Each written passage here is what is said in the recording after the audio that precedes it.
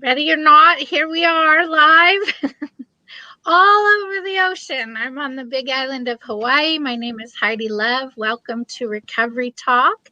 I'm your host for Recovery Talk, and I'm here with my co-host, Timothy Earle, and we have a special guest all the way from Australia, Krishna, who I'll let introduce himself. And we're going to be telling you about some events that Timothy and I have coming up soon that we'd like you to join in on. So we'll tell you about that later. And today we are talking about falling in love. Who doesn't love to fall in love? What does that even mean anyway? We're going to discuss it at length. So stay on with us, and I'll turn it over to Timothy. My name's Timothy Earle. I'm on the island of Maui, and like Heidi, I am a couples and love relationship intimacy coach. We also both coach people who are working on recovery, among other things. So if you're interested in working with either one of us, then please reach out via our websites, which will be scrolling across the bottom there, and we'll set up a half-hour, 20-minute free intake call where we can hear what you want to work on and let you know how our services work if we think we're a good fit.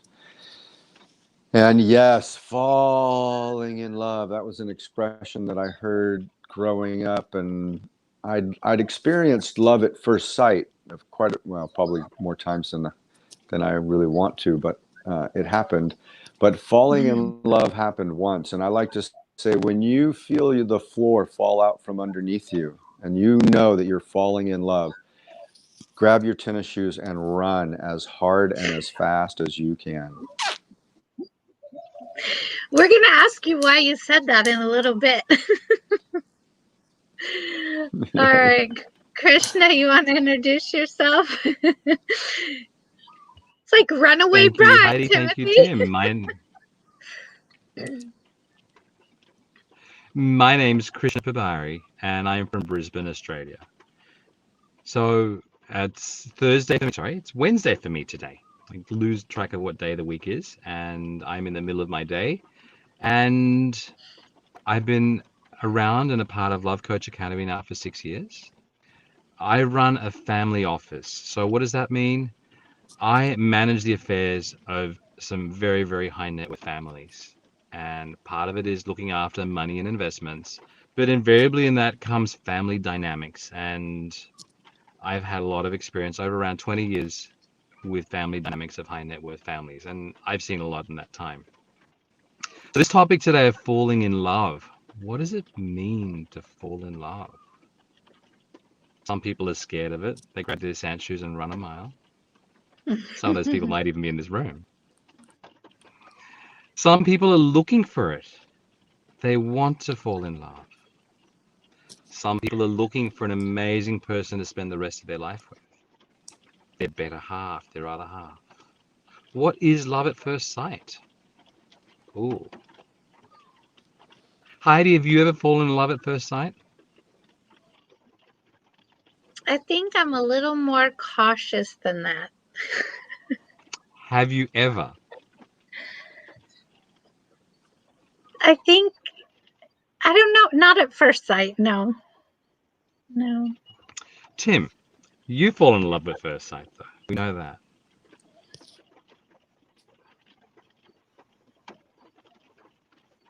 An individual. Would you describe to and us? From across the room, or for me, it was literally a person who was at the back of stadium, Timothy, and I could it might feel them be looking at me. I turned, made eye contact. Literally, I don't do things like this. Literally, Timothy, you keep cutting in and out. Maybe it's your headphones. We keep losing you.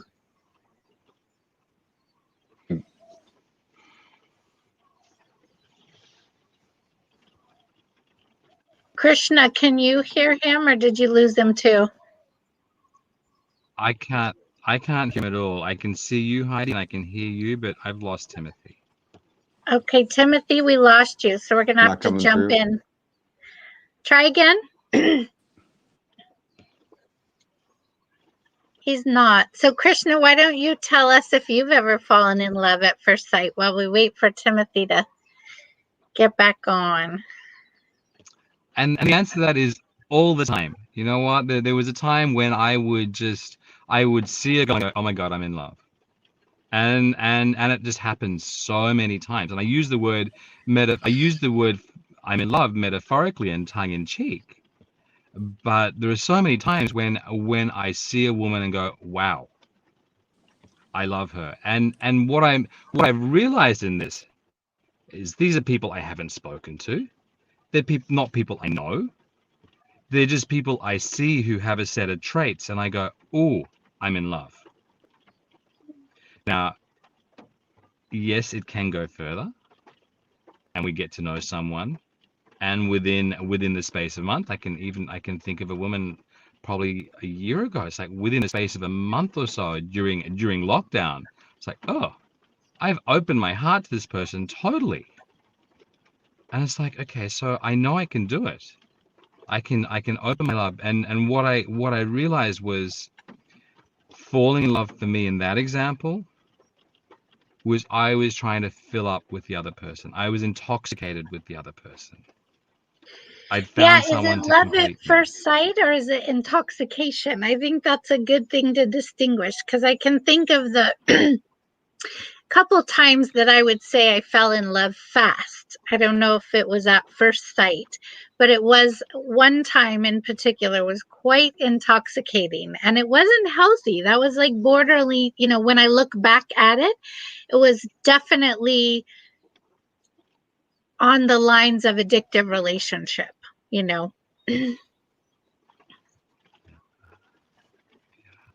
So what I like to think is what makes us fall in love very, very fast is we see a fantasy figure.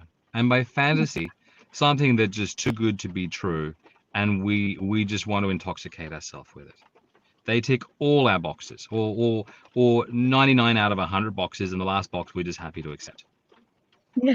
And invariably, it's because I think this person is going to complete me. They will bring something to the table that I don't think I have, that I'm looking for. Or maybe I don't even know I'm looking for it. And I intoxicate myself with them. And yes, I've fallen in love, and I've had it happen to me as well. I've had women fall in love with me in the space of a few short weeks for the same reason.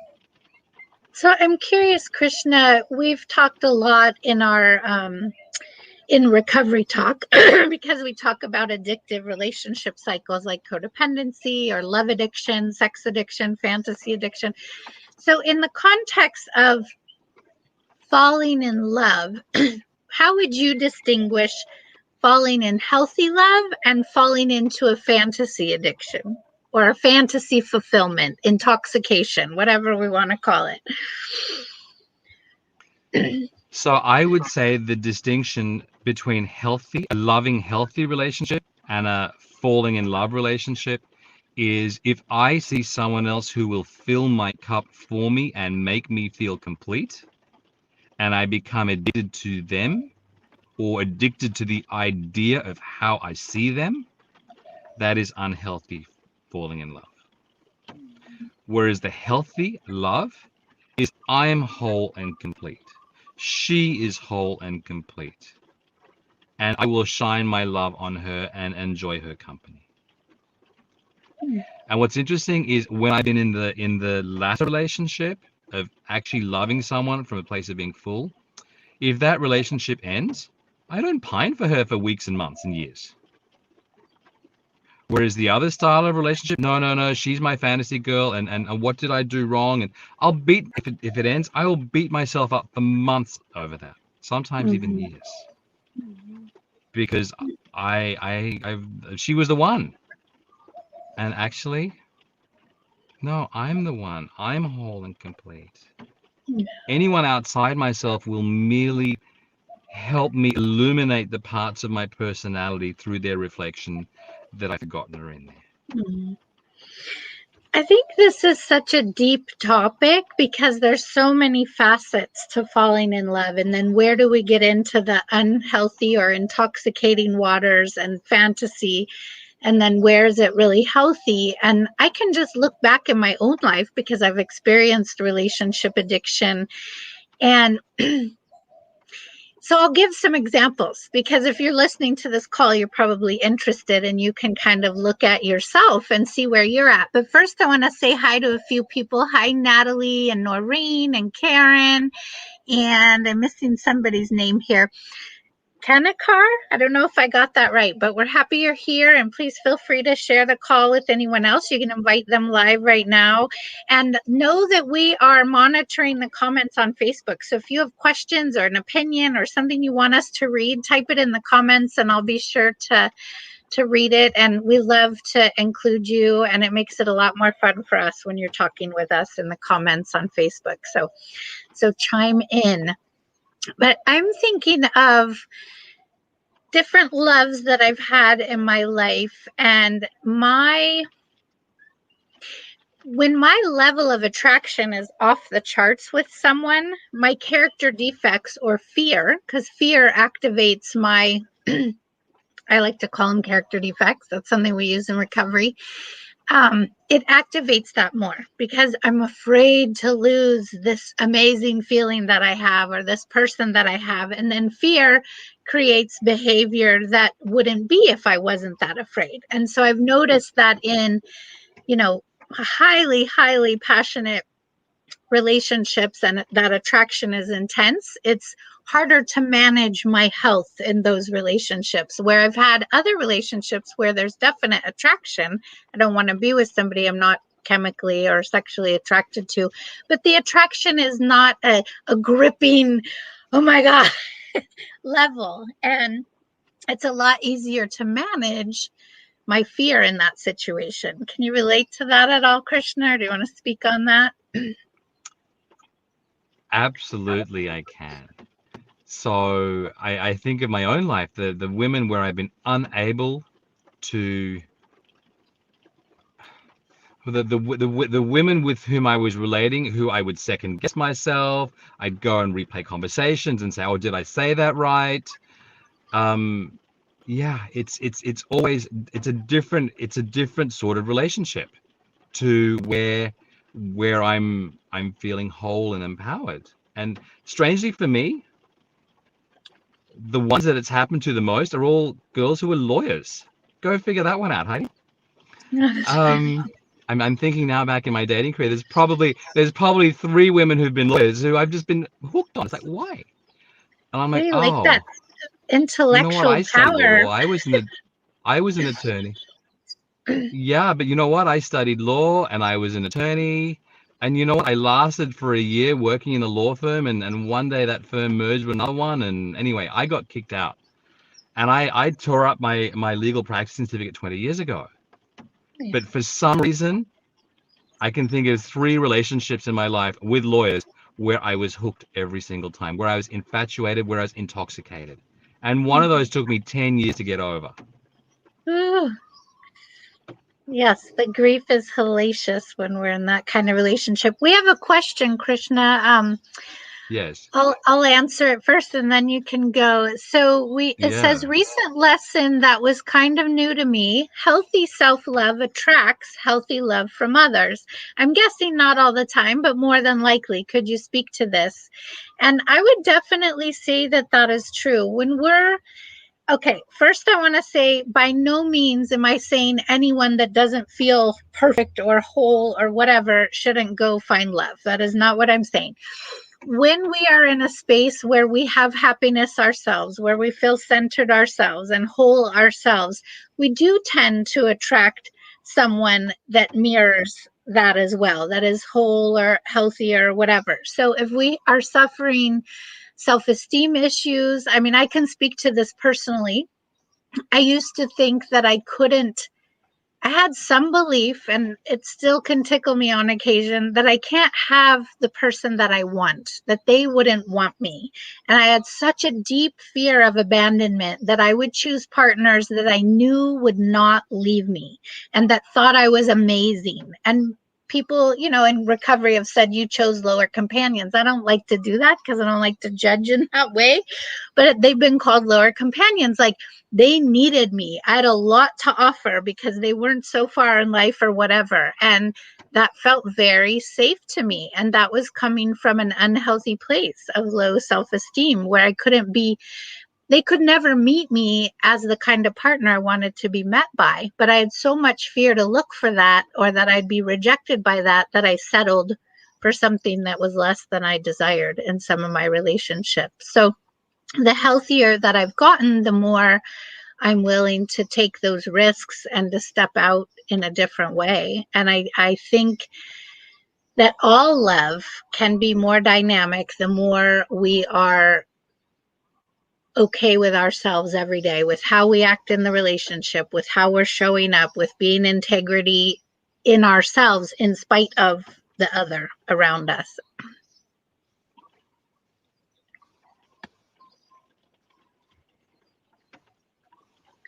Do you want me to read the question again, Krishna? Yes, please read the question so I can answer correctly. Yeah, recent lesson that was kind of new to me. Healthy love attracts healthy love from others. I'm guessing not all the time, but more than likely.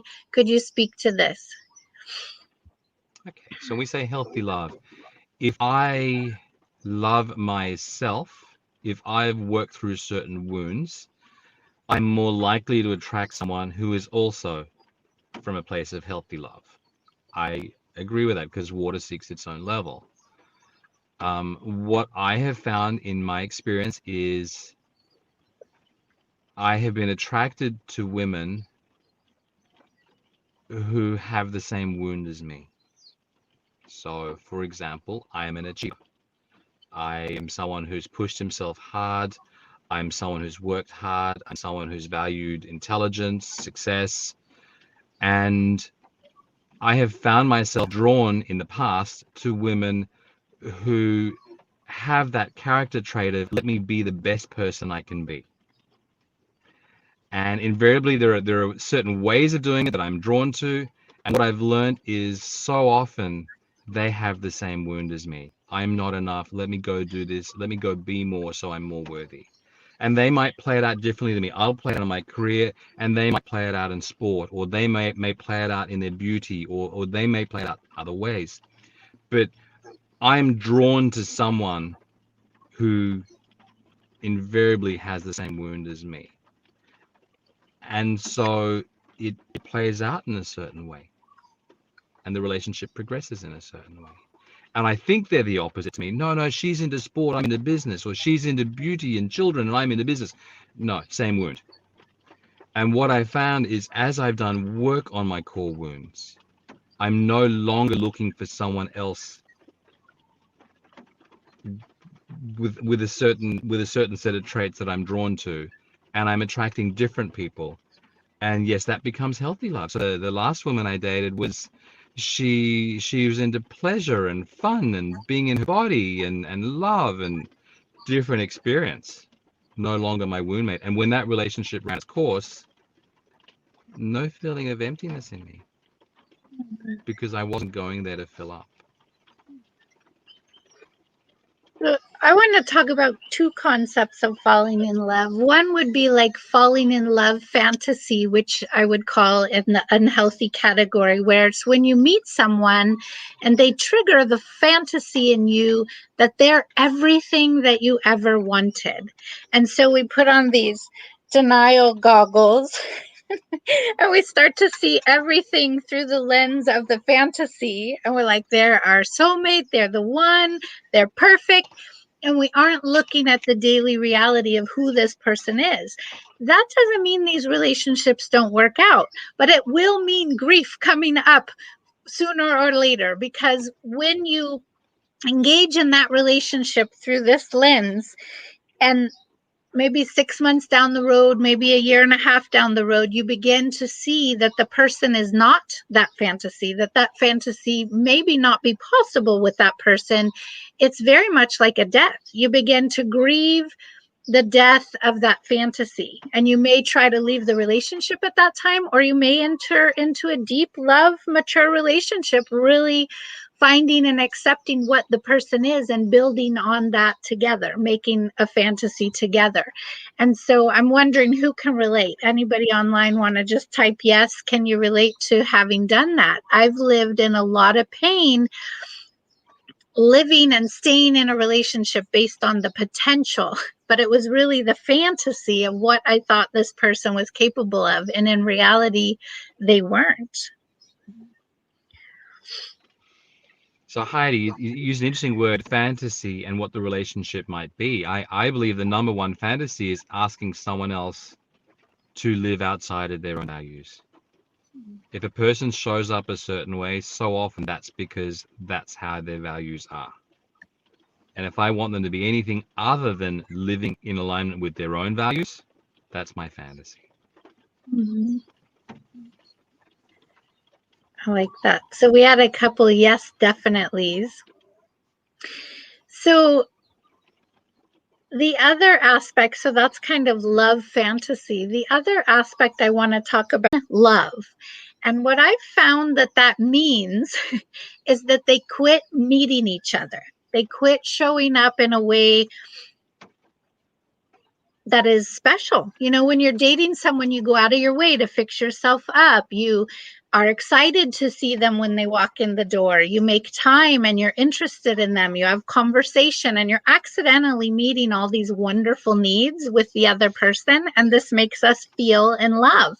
And it has been my experience that when two conscious people are in a space of the act of loving, I could go on a soapbox because I think that I love you is very empty, but being in the act of loving, like the actively loving another person, you are in a space of generosity, of being curious of how they receive love and being able to provide that. The not to fill them up that they're missing love, just that you take an interest in what is love to them, what's affection to them, how can you meet them in a way that means something to them. Now, I would add a disclosure to that is if it goes against your own values or it's dishonest for you to give those needs, then it proposes a resentment down the line or dishonesty or breakup in the relationship. But if when two people can come from that very loving space of, yes, I like to give you pleasure, yes, I love to make you feel love, and find out what does it for that person and actively do that in their daily activities, it's fun and you totally feel in love. Like you don't lose the little giddy, oh my God, I heard from them, or, excited. That's one thing I'm committed to. When my partner walks through the door, I act like it's the first time I ever saw him on a first date. I'm like, you're home. I missed you. Because that's not hard to do and it feels really good. So why not? There's a lot of little things you can do to actively love someone. Indeed. I'm curious. We have some audience who are interacting with us. I would love members of the audience to, if they have ever been in love, or rather ever fallen in love, or ever seen love at first sight, or ever just been so attracted to somebody, please let us know what other trait or traits that person has that you went, oh my God, wow, this person is I'm in love. Yeah. So what are the traits that you fell in love with? I would love to hear that too. And while we're waiting for them to type it out, why don't you answer, Krishna, and then I'll answer it well. Absolutely. So I think of the last girl I fell in love with. She wanted the fantasy of happily ever after. She's like, I want to live with you and move in with you, and I want us to do happily ever after. I'm like, okay, I wasn't looking for that, but oh my God, oh, that's a beautiful fairy tale. Oh, and then she's an achiever. She was a partner in a law firm. I'm like, oh my God, that ticks another box because I dropped out of the profession. I'm like, oh, okay. And just a really beautiful, classic girl with a beautiful heart. She ticked boxes. She ticked the visual box. She ticked the, yes, she's classy. Yes, she's intelligent. Yes, she's an achiever. And she's got the same fairy tale. I want to create happily ever after. And she was a woman who didn't have children. I do. And she was willing to take that in her stride. I'm like, oh, tick. I love it. So we have some, let's see, let's read some of these responses. So this is very much relatable. Yes, that resonates with me. I'm so glad to hear just your experience from another about the lenses, like looking through the lenses of fantasy and not really seeing the person you're dealing with. Queen of rationalization here. That lens in particular. Then we have that so powerful, actively loving, the desire to care about what others' needs resonate with to feel loved. Yes, all of the above. That was a lot in that question. So the question is, when you fell in love, what were the traits that made you fall in love? What were the traits you fell in love with? He was very caring and loved my kids. That's a big one, huh? When people like your kids, I think that's a big one for parents. It's very attractive when people are good with kids when you have them. Said he wants a wife to spoil. Ooh, sign me up. I like that one too. I resonate with both of you. So I'm thinking the traits that I fell in love with are things I find very attractive. That's a way, definitely people who interact with my kids in a very present way and seem to authentically enjoy them. That is very attractive to me. Very kind with other people. Like when I see someone being in gratitude or helping another or caring about humanity, that is very attractive to me. Monogamy is very attractive to me, like someone just wanting that really sacred relationship between two people. Let's see what else. I like sexy. Sexy is appealing to me. All kinds of different looks. Heidi, what does sexy mean to you? Yeah, I was going to say all kinds of looks can be sexy. It's an inner way that they emanate themselves, because my palette is very wide. If you look over the years at the people that I've dated, they all look very different. So it's not a particular outside look. It's more of a way they carry themselves in the world. And I can't really describe it. And it's sexy to me. It might not be sexy to somebody else. I don't know. So the distinction I want to make is, as I become very aware of these traits I look for in others, the traits that make me fall head over heels in love. It's like, no, tick, tick, tick. Okay, I'm there. As I become aware what these traits are, and I realize that this person is illuminating the traits in myself, because everybody's a reflection of us. And as I actually begin to see those traits in myself, I see the person differently. How do you see the person? I can look at a certain school drop-offs amazing. School drop-offs amazing, because I see lots of sexy, beautiful women dropping off their children at school. And of course, when I became aware of this, I'm like, oh, well, what is it about that particular woman I see every morning at drop-off that I find attractive? And little bit by little bit, I start finding those traits in myself. Mm-hmm. And as I identify those traits in myself, I then start looking past them. So you know what? There was one woman there who was very fashion conscious, and she drove a BMW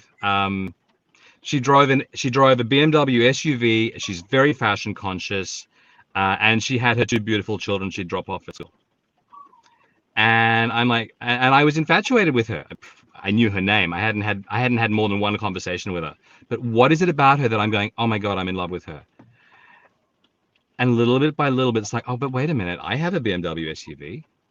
I got myself a fashion stylist, and all of a sudden I'm feeling good about the clothes I wear every day. And I'm getting compliments on the way I dress. And guess what? I drop my two beautiful children off every day too. So I'm like, actually, you know what? She's a mirror of me.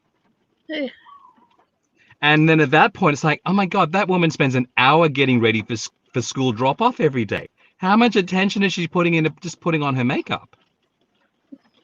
And it was interesting because there were days when I saw her during COVID and lockdown, and she's dropping her kids off at school, but because she's not going anywhere except school drop-off, she's not making the effort to look the part. And it's like, oh, actually, she's just another girl, or just another woman.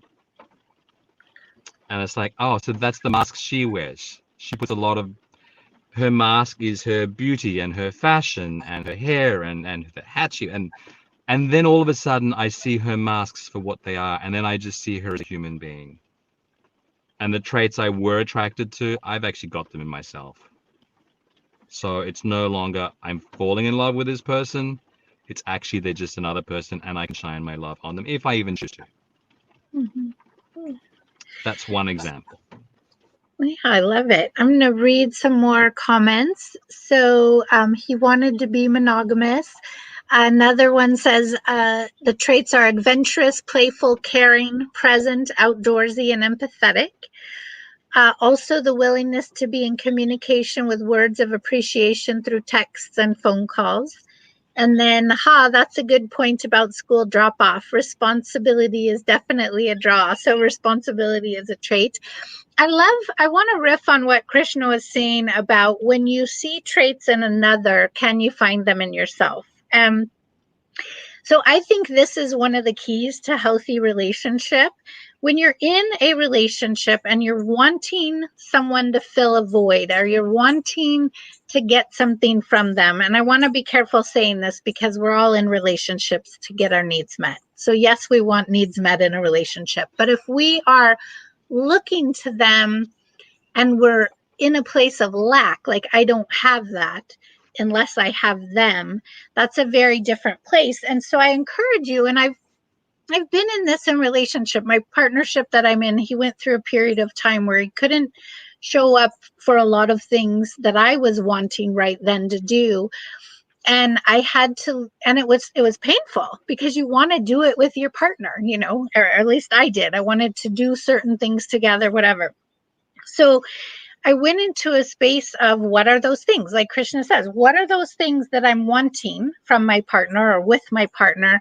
And how can I start living in that now with myself in whatever way I can? And it brings you back to that place of wholeness, and you can still meet those. If you're wanting romance, fill yourself a bath and put some candles on and romance yourself. It's possible. And I'm not minimizing that wouldn't be wonderful with your partner as well, or with someone, but it's also wonderful to do for yourself. And so whether it's romance or, looking good, like there's been times in my life, I'm not much of this is barely even combed, and I don't look in the mirror more than once a day. So I'm kind of a 5-minute get ready girl, if it even takes that long. And but there's been times where I feel like I just didn't take care of myself in that way, and I didn't need to do it for somebody else. I was like, I want to fix myself up for me. Today I'm sitting on Zoom clients and I put on my little earrings and a little sexy top because I was feeling like I want to look sexy today. So I did that for myself. Nobody else is around. And so what kind of things can we do? Like Krishna is saying, when you see it in somebody else, can you start giving that to yourself? Can you see it in yourself? Can you create it in your own relationship with yourself? And that way, when you have it with another, it just magnifies it.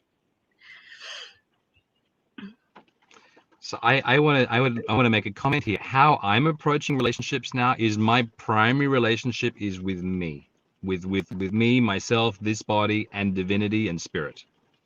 And then anything I'm drawn to or attracted to, any traits I'm drawn to in a woman, it is highlighting to me that to bring myself to wholeness, I actually need to embody those traits in myself. And so then if I am giving myself, in that example, the bath, or whatever it is, the romance that I'm looking outside myself for, when I show up to a relationship, I'm showing up full. And I'm not creating a codependency with that person. And then to answer to a question that was earlier in the piece, that becomes a healthy love. I'm whole and complete. And so what I've been actively doing for the last 2 years now, every time I see a woman I'm attracted to, I go home and spend the next day, the next week, the next month actually saying, okay, what is that trait outside myself I was drawn to? And how can I develop it in myself? And you know what? Sometimes the girl might have long hair and she's sexy. I'm like, well, what does long, blonde, sexy hair mean? Oh, well, she's fun. Oh, Krishna, go find the fun in your own life. Where can I be fun? How can I make time to have fun with my children, with myself? What can I do? I signed up for a dance class. I've signed up for a tennis class. I've met a whole new group of friends that I hang out with on weekends that are fun. Okay, that I can play tennis with and dance with. That's an example. I don't have blonde hair, but if blonde hair to me means she's fun, oh, okay. What if blonde hair to me means she's sexy? It's like, well, what does that even mean? And I've actually really pulled that one apart. Gosh, when we say someone else is sexy, what does that mean? Does it mean that she's in touch with a part of herself that's feminine? Does it mean she's connected to her body? Or does it mean she wears the masks of femininity that the media tell us are attractive? Well, gosh, if the media is saying she's attractive, it's actually up to me to decide what's attractive for me or not. But those three things I can find inside myself. Can I get in touch with my inner feminine? Because I believe even men have heart and spine. Can I learn how to self-soothe myself, self-nurture myself? Oh, okay. What can I do about my relationship with my body rather than checking out that girl's there? She's got nice legs, but wait a minute, what about mine? So then what if I can go for a walk, or what if I can go to the gym, or what if I can do some stretching or some yoga and actually learn to connect with my body and find my body attractive? Huh. Okay. Then all of a sudden I start looking at the way that particular woman dresses as, oh, that's how she relates with the world. That's how she gets attention from the world. That's how she gets her power. And sometimes it is that. Sometimes it's not, but if I'm drawn to it, frequently it's just their way of relating with the world. So I want to read some of the comments. I realize the list of traits I mentioned earlier are likely the list others might list to describe me. Wow, that's pretty wild. Definitely a reflection. I love that you put those two together. And it's funny, Natalie, that's how I would describe you too, but I would add a couple. So adventurous, playful, caring, present, outdoorsy, empathetic, great mom, really smart, and beautiful. I'd add those others. So, and more, but those are the ones that I thought of, but that's absolutely. So I think it is funny, the mirror, the sacred mirror that we get from other people and cultivating that in ourselves. We have a question. How do you spark this inquisitive spirit you are describing? And I'm not sure what you mean by that. Inquisition about ourselves, like what do we find in others and inquiring in ourselves? Is that what you mean? Or can you type that question again? How do you spark this inquisitive spirit you are describing? Because I'd really like to answer what you're actually wanting answered. We have another one, an interesting subject, differences between being in love and loving someone. There's huge differences. Being in love is you. And loving someone is the act of giving. So it's the yin and yang. It's the breathe out, breathe in. It's the giving and receiving. And I really, in my couples work and really in my own life, I call it the art of loving. But you're actively loving someone is very different from saying, I love you. And I love what Paul Sterling says. He's like, is it great to say I love you? Or is it great to say, do you feel loved by me today? And it's a very different polarity. And I love that. And to me, it is about the act of loving, because we can love ourselves and we need to receive. So that's someone else loving us. That's us loving ourselves. And then the act of loving is being in action around loving someone. That, like I said, I think the word has become empty. It's like, how are you? Do people really want to know how you are? Or is it a greeting? And when people get off the phone, they're like, love you, bye. are they, are they really loving? Like, how are you actually loving someone today? So I'd love you guys to answer the 2 questions in the chat box. How are you loving yourself today? What is the act of loving you are doing to actively love yourself? And how have you actively loved another today? And we can answer those questions too, Krishna. So how have you actively loved yourself today? How I actively love myself today.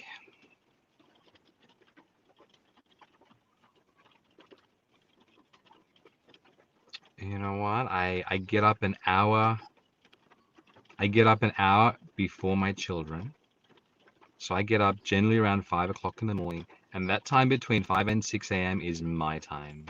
And that is for me. And I don't do chores. I don't get ready for work.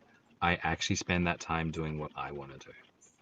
And invariably, it's connecting with my body. And that just might be doing stretching exercises or breathing exercises. It might be reading. It might be doing some self-development, self-awareness. And that's what I did all of those things this morning. Nice. So how have you actively loved another today? Oh, easy. You know what? I have 2 children. I've got 2 boys. They're 8 and 10. I have primary care of my boys, and they're with me every school day. And my eldest son, I drove him to school this morning, and it was a half-hour drive to school. And he and I really talked, and we connected. We talked about some things that were challenging him in terms of his school, and just his day to day. And I shared with him some concepts which I believe will change his life. We talked about being accepted by other people. We talked about I was saying, son, your fingerprint is different to someone. Your fingerprint is unique. You're unique. If someone comes up to you saying, I won't be your friend because your fingerprint is not like mine, or your life blueprint is not like mine, or your values are not like mine, what would you say? And he had the answer. He says, go have a nice day. I love my fingerprint the way it is. And it's just like, you know what? That was a half-hour conversation with my son, which have sowed the seeds that will change his life. Yeah, love it. So active listening and contribution and life skills. Yeah.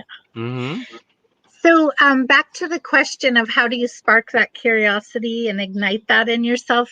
She clarified, Krishna is so excited to explore what he's drawn to in others and how he might manifest that in his own life. So she wanted to know how to ignite that spark for herself.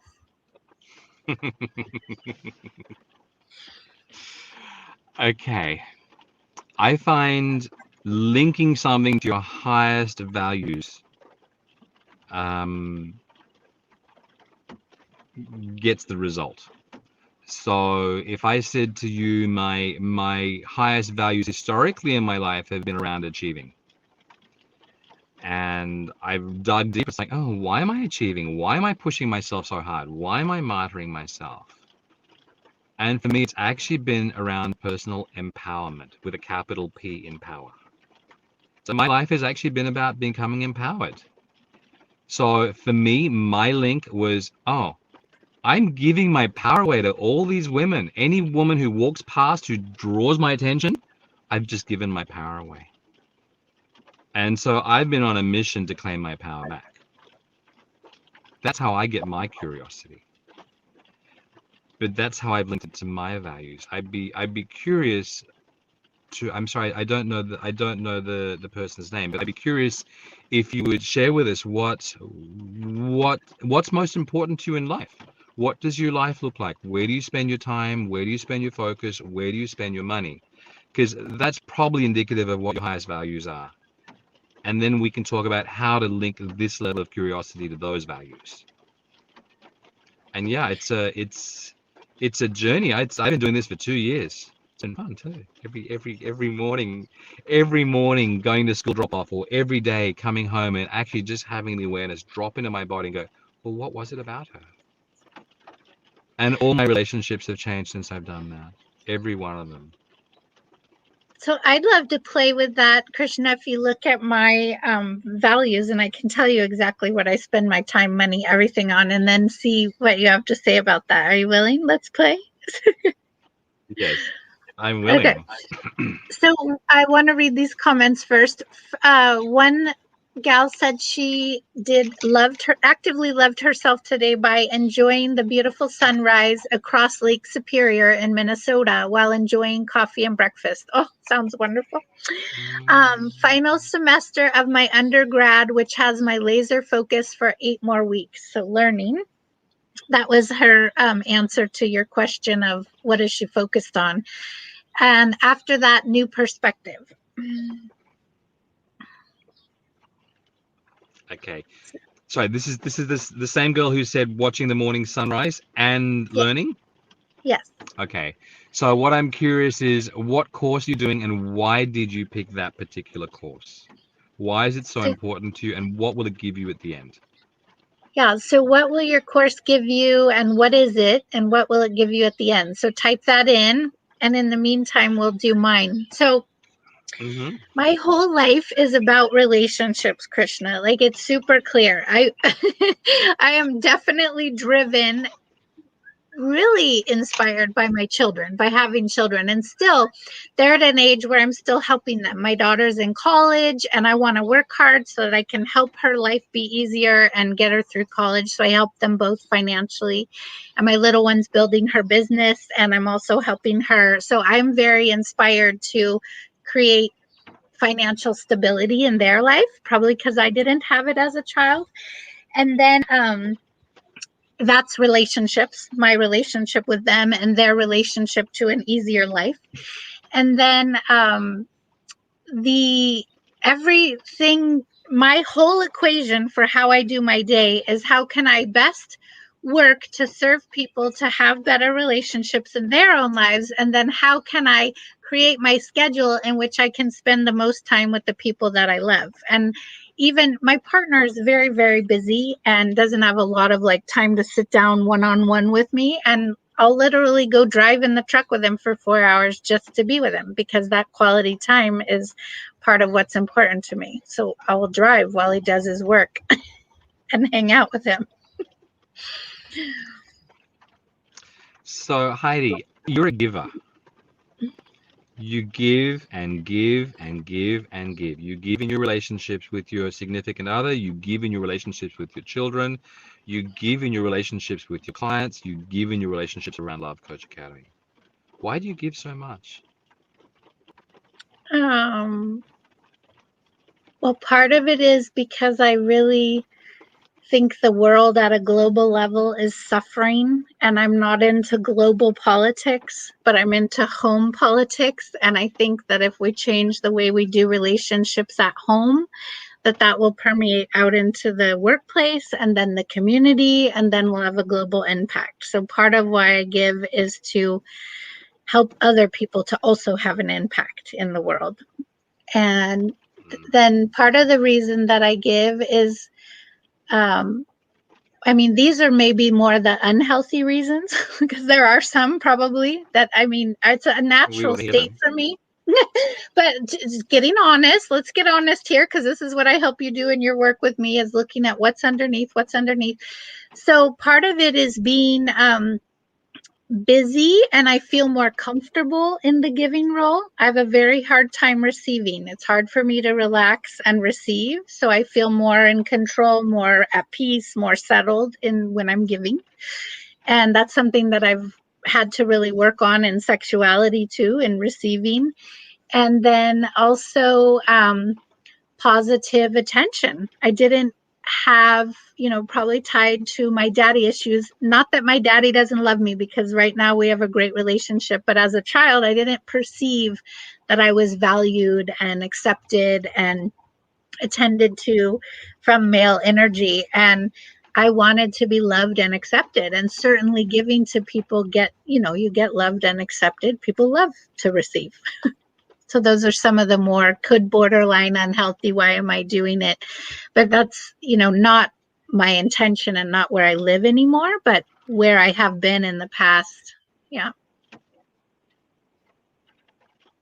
Okay. So I'm going to hypothesize, and Heidi, you've had relationships and you've spoken to us about many of them, and I guess there's a reason you are in Recovery Talk, and that's because you've had a certain life journey which you've shared on this channel. But if I were to hypothesize and say, Heidi, your highest values are love and acceptance, and you meet those through relationship and giving, and somewhere in there, self-development has come in because you've got some amazing material that with which you give and with which you help. And yes, you have a universal vision. You want to help make the world a better place. But I believe it comes back to love and worthiness. Yeah, love, acceptance, and contribution. I love it. You got it. Spot on. So we had thank you for doing that, Krishna. I love that reflection. I feel very seen. I'll receive it. I paused. I was going to jump right into the next thing, but I'm like, no, I'm going to receive that this man across the world just really saw me right now, and it touched my heart. I really appreciate being seen by you and having that summed up, and I wanted to take a moment and actually receive it. So now we'll bounce to Natalie, and her class is sociology and tools to figure out how to fight racism. As a white woman drew me in, it became so much more than that, and surprisingly, studying sociology prompted lots of personal awareness and growth that were unexpected bonuses.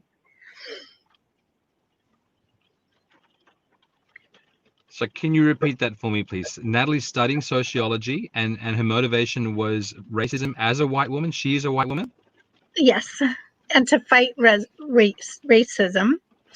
And it became so much more than that, surprisingly, prompted lots of personal awareness and growth and unexpected bonuses. This is also the one that had the morning coffee and the outdoor. She's very, I can share with you. We'll read the things she wrote in others because that is how people would describe her as well. Adventurous, playful, caring, present, outdoorsy, very outdoorsy, and empathetic. Very well-versed, like one of the best communicators I've had an opportunity to communicate with. Really great at nonviolent communication.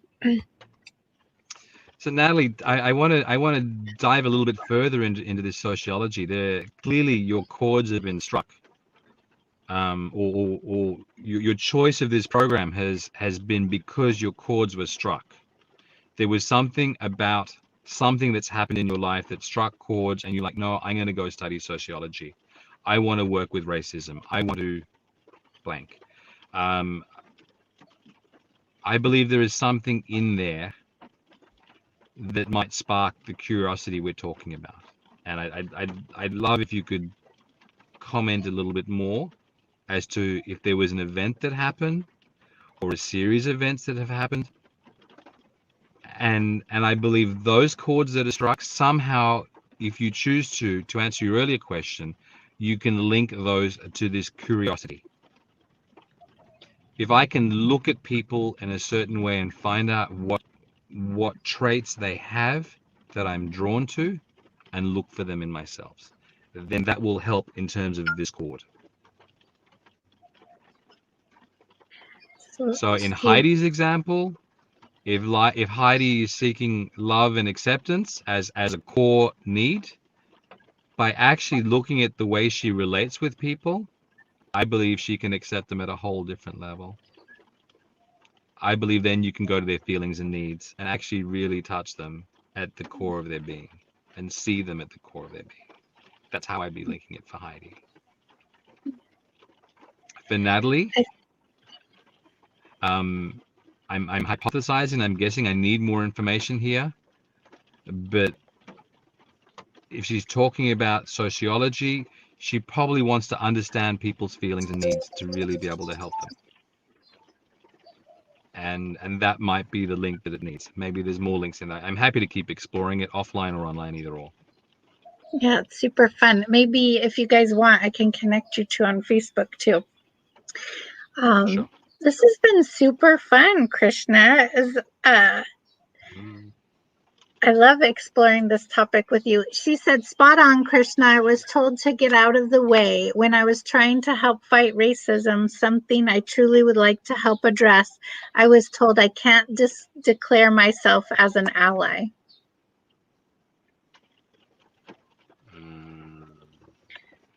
So then, Natalie, okay, thank you for sharing that, Natalie. I'd bring it back to feelings and needs. So go on, Heidi. I was just going to say, is that because you're a white woman? Is that why that was said, Natalie?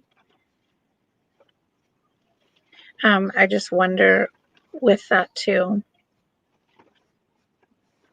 Racism is something that is very dear to my heart and something that I witnessed a lot.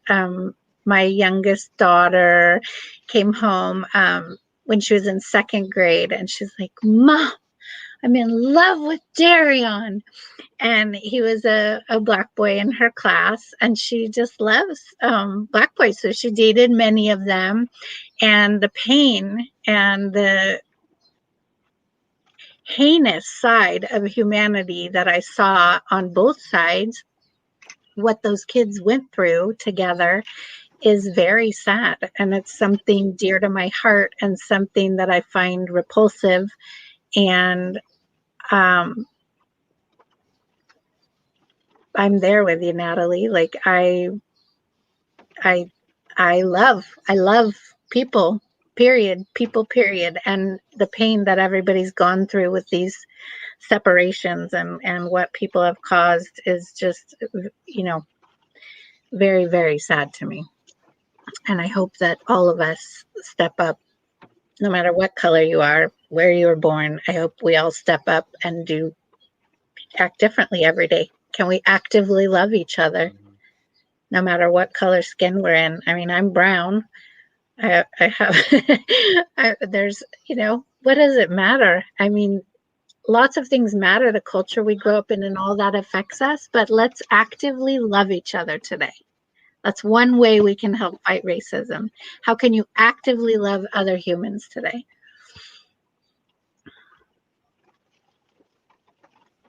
I mean, one way is having empathy for the absolute pain that people have been through because of the color of skin that they have. We can have empathy that their story is different than ours. We can have empathy. The other thing that I've found really, really valuable is actually just really understanding, okay, what is this core need that I'm looking for?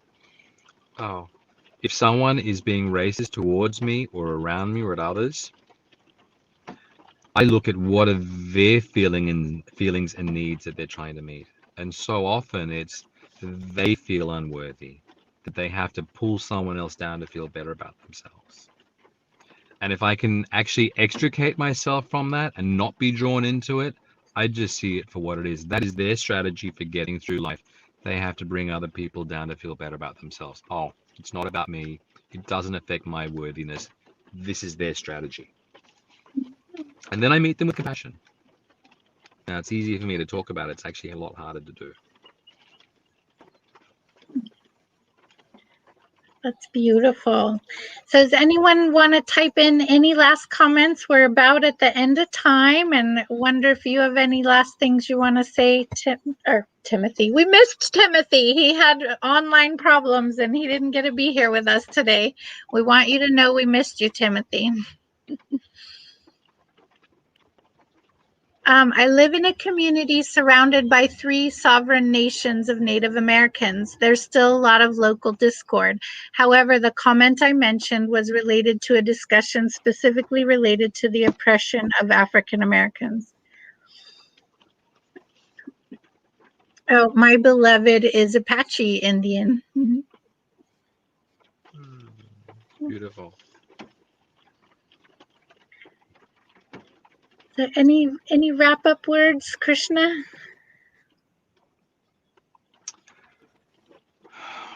My wrap-up words. We all have all the traits. If we see the traits in someone else that light us up and we fall in love with them, take the time to find the traits in ourselves because they're there, and it will change our relationship with that person.